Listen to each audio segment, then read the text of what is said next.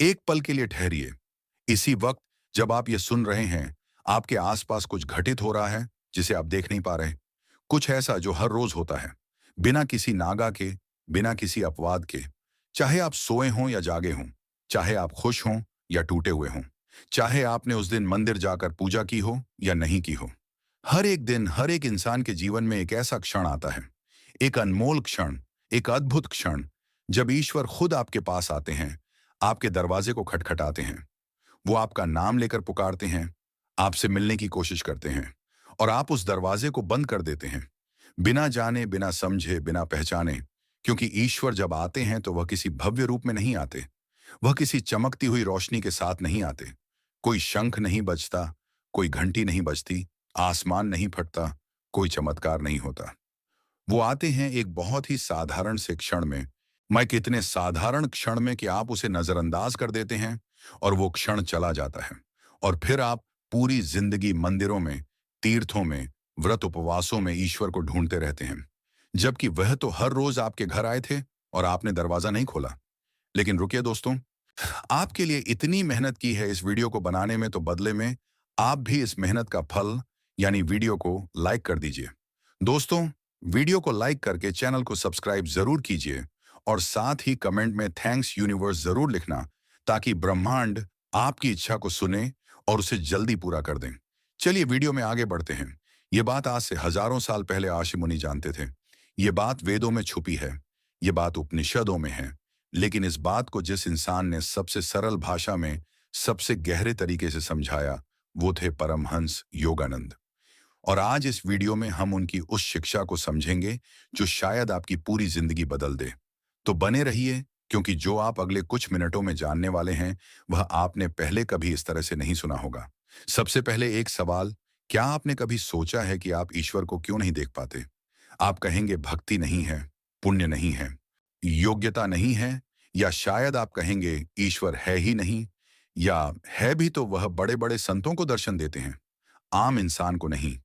लेकिन परमहंस योगानंद ने कहा, यह सब गलत धारणाएं हैं। उन्होंने कहा कि ईश्वर किसी के साथ भेदभाव नहीं करते, वो किसी को छोटा नहीं समझते, वह हर आत्मा से उतना ही प्रेम करते हैं जितना एक माँ अपने सबसे प्रिय बच्चे से करती है। तो फिर समस्या कहाँ है? समस्या यह है कि हम उनसे मिलने के लिए तैयार नहीं होते, और जब वह आते हैं तो हम उन्हें पहचान नहीं पाते। योगानंद जी ने एक बहुत गहरी बात कही थी। उन्होंने कहा था कि ईश्वर एक बहुत शर्मीले प्रेमी की तरह है। वह आपके पास आते हैं, आपको आवाज लगाते हैं, लेकिन अगर आप ध्यान नहीं देते तो वह चले जाते हैं। वह जबरदस्ती नहीं करते, वो आपका दरवाजा तोड़कर नहीं आते, वह प्रतीक्षा करते हैं। और अगर आप उस क्षण को चूक गए तो वह फिर कल आएंगे और परसों भी आएंगे, क्योंकि उनका प्रेम अनंत है। लेकिन सवाल यह है, हम कितने दिन उन्हें चूकते रहेंगे? अब समझते हैं वह क्षण कौन सा है जिसमें ईश्वर आते हैं। योगानंद जी ने बताया कि यह क्षण वह होता है जब आप नींद से जागते हैं। बस इतना ही। हर सुबह जब आपकी आंखें खुलती हैं, जब आप नींद की गहराई से इस जगत में वापस आते हैं, उस एक पल में ईश्वर आपके सबसे करीब होते हैं। उस एक पल में आपका मन सबसे शांत होता है। उस एक पल में आपके अंदर का वह शोर जो पूरे नस दिन मचता रहता है, वह अभी शुरू नहीं हुआ होता। उस एक पल में आप सबसे ज्यादा खाली होते हैं, और जहां खालीपन होता है, वहीं ईश्वर का वास होता है। लेकिन हम क्या करते हैं? आंखें खुलते ही हम अपना फोन उठा लेते हैं, या फिर कल की चिंताएं याद आ जाती हैं, या घर के काम याद आ जाते हैं, या कोई पुरानी नाराजगी मन में उठती है, और वह पवित्र क्षण जब ईश्वर हमारे द्वार पर खड़े थे, वो चला जाता है। योगानंद जी ने कहा, जागने के पहले 5 मिनट, ये 5 मिनट आपकी पूरी आध्यात्मिक साधना से ज्यादा मूल्यवान हो सकते हैं, अगर आप इन्हें सही तरीके से उपयोग करें। अब आप सोच रहे होंगे कैसे, क्या करें इन 5 मिनटों में? मैम, इसका जवाब देने से पहले एक और गहरी बात समझते हैं। योगानंद जी ने एक सत्य बताया जो बहुत कम लोग जानते हैं। उन्होंने कहा, नींद और मृत्यु में बहुत कम फर्क है। हर रात जब आप गहरी नींद में जाते हैं तो आपकी चेतना इस शरीर को छोड़ देती है। आप इस जगत से बाहर निकल जाते हैं। आपको अपना नाम याद नहीं रहता, अपना शरीर याद नहीं रहता, अपनी समस्याएं याद नहीं रहती। यह एक प्रकार की छोटी मृत्यु है, और हर सुबह जब आप उठते हैं तो यह एक नया जन्म है। सोचिए इस बात को। हर सुबह आप एक नए जन्म के साथ उठते हैं, एक ऐसा क्षण जब आप बिल्कुल नए होते हैं, जब आप बिल्कुल शुद्ध होते हैं, जब कल की सारी गंदगी, सारी थकान, सारी नकारात्मकता एक बार के लिए दूर हो जाती है और ईश्वर उस शुद्धता में आपसे मिलने आते हैं। ये वो द्वार है जो हर इंसान के लिए हर रोज खुलता है। अमीर के लिए भी, गरीब के लिए भी, पढ़े लिखे के लिए भी, अनपढ़ के लिए भी, जवान के लिए भी, बूढ़े के लिए भी, हर एक के लिए, मोने बिना भेद के। तो अब जानते हैं योगानंद जी के बताए हुए वह उपाय जिनसे आप इस क्षण को पहचान सकते हैं, इस क्षण में ईश्वर से मिल सकते हैं। पहला उपाय है जागने के तुरंत बाद आंखें बंद ही रखें। एक पल के लिए, सिर्फ एक पल। यह बहुत छोटी सी बात लग रही है, लेकिन इसमें बहुत गहरा रहस्य छुपा है। जब आप जागते हैं और तुरंत आंखें खोल देते हैं, तो आपका मन उसी पल से इस संसार में खिंच जाता है।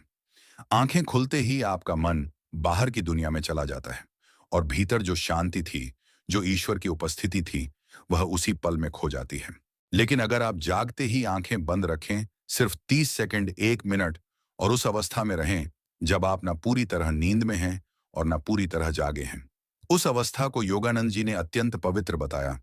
उस अवस्था में आपकी चेतना दोनों जगत के बीच होती है और उस बीच की जगह में ईश्वर का वास होता है। योगानंद जी ने इस अवस्था को हाइपनागोजिक अवस्था कहा। वो पल जब चेतना ना इधर होती है ना उधर। और उन्होंने कहा, यह वह दरवाजा है जिससे अगर आप भीतर झांके तो आप ईश्वर की झलक पा सकते हैं। दूसरा उपाय है उस क्षण में ईश्वर को धन्यवाद दें। बहुत सरल, बहुत साधारण, लेकिन बहुत शक्तिशाली। जब आप जागें तो मन ही मन कहें, प्रभु आपने मुझे एक और दिन दिया, एक और जीवन दिया। मैं आभारी हूं। योगानंद जी ने कहा, कृतज्ञता ईश्वर का सबसे बड़ा द्वार है। जब आप सच्चे मन से धन्यवाद देते हैं तो आपका हृदय खुलता है और जब हृदय खुलता है तो ईश्वर भीतर प्रवेश करते हैं।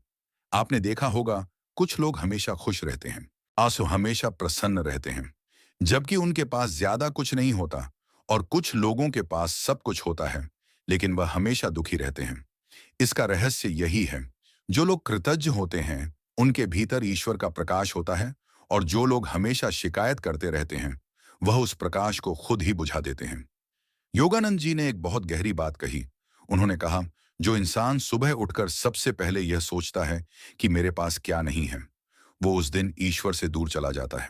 और जो इंसान सुबह उठकर सबसे पहले यह सोचता है कि मेरे पास क्या है, वह उस दिन ईश्वर के करीब हो जाता है। यह बहुत छोटा सा फर्क है, लेकिन इस छोटे से फर्क में पूरी जिंदगी का फर्क है। तीसरा उपाय है उस क्षण में एक गहरी सांस लें। यह भी बहुत सरल लगता है, लेकिन इसमें एक विज्ञान है। योगानंद जी ने श्वास और प्राण के बीच के संबंध को बहुत गहराई से समझाया। उन्होंने कहा, श्वास और मन का सीधा संबंध है। जब आपकी श्वास तेज होती है तो मन चंचल होता है, जब श्वास शांत होती है तो मन शांत होता है। और जब आप जागने के पहले पल में एक गहरी लंबी सांस लेते हैं तो आप अपने मन को उसी पल संदेश देते हैं कि आज का दिन शांति से शुरू होगा। आप अपने मन को बता देते हैं, रुको, जल्दी मत करो, पहले एक पल ठहरो, और उस ठहराव में ईश्वर मिलते हैं। हमारे शास्त्रों में एक शब्द है, प्राणायाम। बहुत लोग इसे सिर्फ एक योग क्रिया मानते हैं, लेकिन इसका असली अर्थ है प्राण का विस्तार, अपनी जीवन शक्ति को विस्तारित करना। और यह विस्तार शुरू होता है उस पहली गहरी सांस से जो आप जागने के बाद लेते हैं। चौथा उपाय है, उस क्षण में कोई भी विचार मन में आने से पहले ईश्वर का नाम लें। योगानंद जी ने कहा, नाम में बहुत शक्ति है। ईश्वर का नाम चाहे राम हो, ओम हो, कृष्ण हो, शिव हो, जो भी आपको प्रिय हो, उस नाम को सुबह उठते ही मन में दोहराएं। इसके पीछे एक गहरा सत्य है। सुबह उठने के बाद आपका मन एक कोरे कागज की तरह होता है। उस पर जो पहला शब्द लिखा जाता है वह पूरे दिन आपके साथ रहता है। अगर पहला विचार चिंता का है तो दिन चिंता से भरा रहेगा। अगर पहला विचार क्रोध का है तो दिन क्रोध से भरा रहेगा। लेकिन अगर पहला विचार ईश्वर के नाम का है तो वह नाम पूरे दिन आपके साथ रहेगा, पूरे दिन आपकी रक्षा करेगा, पूरे दिन आपको शक्ति देगा। पुराणों में एक कथा आती है, एक आरष्य थे जो हर सुबह उठकर सबसे पहले नारायण का नाम लेते थे। एक दिन उनके शिष्य ने पूछा, गुरुदेव, यह नाम जप इतना आवश्यक क्यों है? आप तो पहले से ही ज्ञानी हैं, आपको क्या जरूरत है? ए ऋषि मुस्कुराए। उन्होंने कहा, बेटा, जब तुम सुबह दीप जलाते हो तो क्या अंधेरा कहता है कि मुझे यह दीपक क्यों चाहिए? अंधेरे को दीपक की जरूरत इसलिए नहीं होती क्योंकि वह कमजोर है, बल्कि इसलिए होती है क्योंकि दीपक उसकी प्रकृति ही बदल देता है। उसी तरह ईश्वर का नाम मन के अंधेरे को दूर नहीं करता, वो मन की प्रकृति ही बदल देता है। यह बात सुनकर शिष्य को समझ आया और अब आपको भी समझ आ रही होगी। पांचवा उपाय है उस क्षण में अपने हृदय में ईश्वर की उपस्थिति को महसूस करने की कोशिश करें। यह सबसे गहरा उपाय है और सबसे कठिन भी। योगानंद जी ने कहा, ईश्वर बाहर नहीं है, वह मंदिर में नहीं है, वो तीर्थ में नहीं है, वो किसी विशेष स्थान पर नहीं है, वो आपके भीतर हैं, आपके हृदय में, आपकी आत्मा में। वो वहां हमेशा से हैं और हमेशा रहेंगे। तो जब आप सुबह जागे तो बाहर मत देखिए, भीतर देखिए। अपने हृदय में एक जगह है जिसे शास्त्रों में हृदय गुफा कहते हैं। एक ऐसी जगह जहां कोई विचार नहीं पहुंचता, माय कोई शोर नहीं पहुंचता। एक ऐसी जगह जो हमेशा शांत रहती है और उसी जगह में ईश्वर का वास है। सुबह जागने के बाद अपना ध्यान उस जगह पर ले जाइए। अपनी चेतना को अपने हृदय के भीतर ले जाइए और वहां बस कुछ पल रुकिए। हो सकता है पहली बार में आपको कुछ ना महसूस हो सकता है दूसरी बार में भी ना हो। लेकिन योगानंद जी ने कहा, अभ्यास से यह संभव है। और जिस दिन आपको पहली बार उस हृदय गुफा में उस शांति का एहसास हुआ, उस दिन आप जान जाएंगे कि ईश्वर क्या है। अब एक और बहुत गहरी बात, योगानंद जी ने कहा, ईश्वर से मिलना सिर्फ सुबह के उस एक क्षण में नहीं होता। वह पूरे दिन कई रूपों में आते हैं और हम हर बार उन्हें चूक जाते हैं। वह आते हैं एक बच्चे की मासूम हंसी में। जब कोई छोटा बच्चा आपकी ओर देखकर मुस्कुराता है, उस एक पल में ईश्वर आपसे मिलने आते हैं। क्योंकि बच्चे की आंखों में अभी भी वह निर्दोषता है, वो शुद्धता है जो ईश्वर की होती है। लेकिन हम उस पल को देखते हैं और आगे बढ़ जाते हैं। वो आते हैं किसी वृद्ध इंसान की आंखों में। जब कोई बूढ़ा व्यक्ति आपकी ओर देखता है, उसकी आंखों में एक पूरा जीवन होता है, एक पूरी यात्रा होती है, और उस यात्रा के अंत में जो थकान है, वो ईश्वर की याद दिलाती है कि एक दिन यह शरीर भी थक जाएगा और तब जो शेष रहेगा वही ईश्वर है। लेकिन हम उस बूढ़े चेहरे को देखकर नजरें फेर लेते हैं। वह आते हैं प्रकृति में, जब सुबह की पहली धूप आती है, अन्ना जब किसी पेड़ की पत्तियों पर ओस की बूंदें होती हैं, जब पक्षी गाते हैं, जब हवा चलती है, उन सब में ईश्वर होते हैं। लेकिन हम उन्हें देखते नहीं, हम इन सब से गुजर जाते हैं बिना रुके, बिना महसूस किए। वह आते हैं किसी के प्रेम में, जब कोई आपसे सच्चे मन से प्रेम करता है, जब कोई आपकी परवाह करता है, उस प्रेम में ईश्वर होते हैं। क्योंकि प्रेम ईश्वर का ही एक रूप है। लेकिन हम उस प्रेम को लेते जाते हैं और देते नहीं, और जो प्रेम बहना बंद हो जाए वह सूख जाता है। वो आते हैं मौन में, जब सब कुछ शांत होता है, जब रात का सन्नाटा होता है, जब कोई शोर नहीं होता। हालांकि उस मौन में ईश्वर की आवाज सबसे स्पष्ट होती है। लेकिन हम मौन से डरते हैं। हम मौन में संगीत बजाने लगते हैं, टीवी चालू कर लेते हैं, फोन उठा लेते हैं, क्योंकि मौन में वो सवाल उठते हैं जिनका जवाब हमें नहीं पता।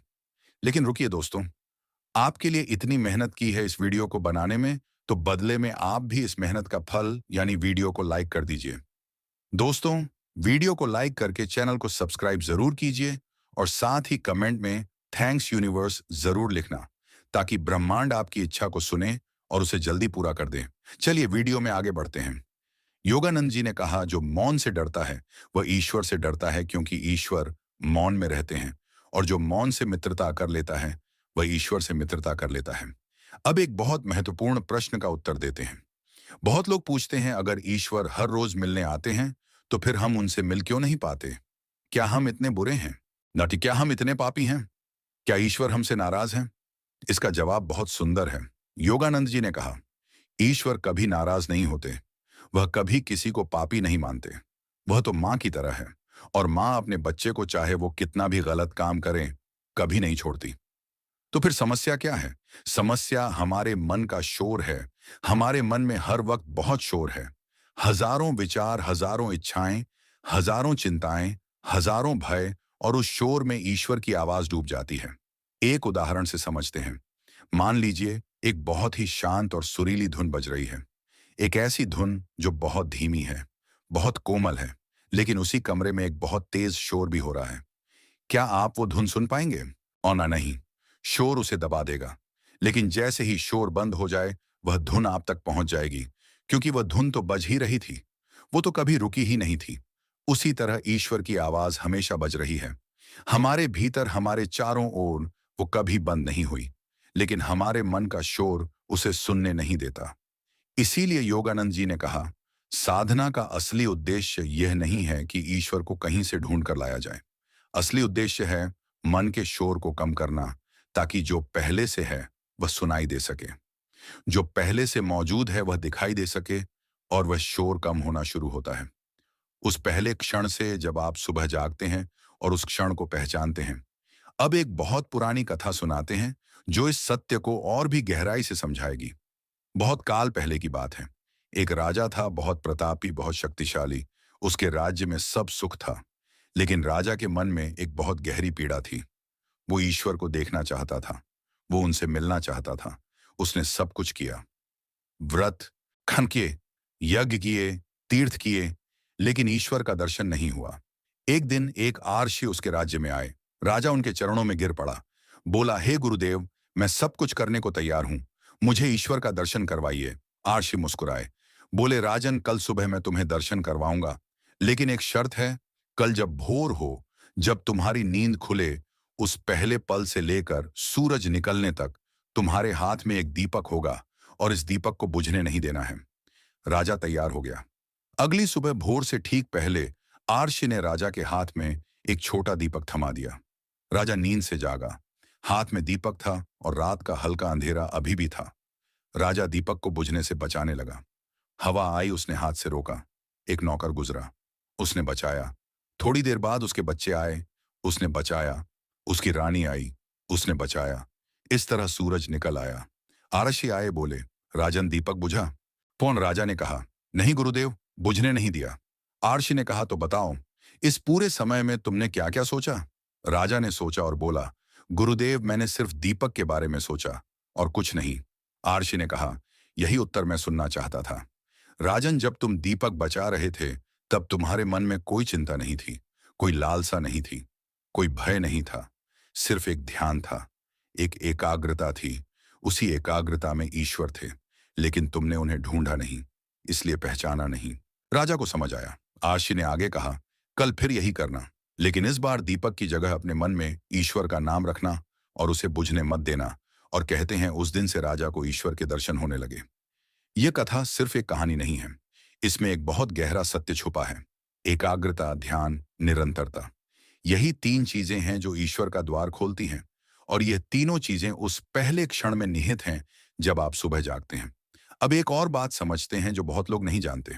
योगानंद जी ने कहा, ईश्वर सिर्फ सुबह नहीं आते, वह दिन में भी कई बार आते हैं, और वह आते हैं विशेष रूप से उन क्षणों में जब आप किसी मुसीबत में होते हैं। यह बात बहुत चौंकाने वाली है। जब आप दुखी होते हैं, जब आप टूटे हुए होते हैं, जब आपको लगता है कि सब खत्म हो गया, उन क्षणों में ईश्वर आपके सबसे करीब होते हैं। क्यों?